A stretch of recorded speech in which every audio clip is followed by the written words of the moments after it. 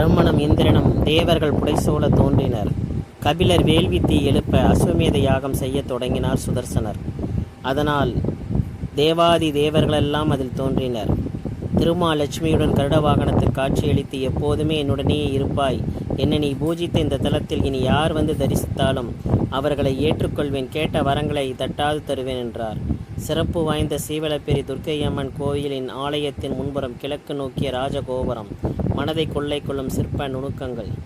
நுழைந்தவுடன் 2 கல் யானைகள் வரவேற்கப்படுகின்றன. வசந்த மண்டபத்தில் பெண்கள் தங்கள் வேண்டுதற்காக நெய் தீபம் ஏற்றுகிறார்கள். திருமண வரம் வேண்டுவோர் மஞ்சள் கயிறு கட்டி வைத்துள்ளார்கள்.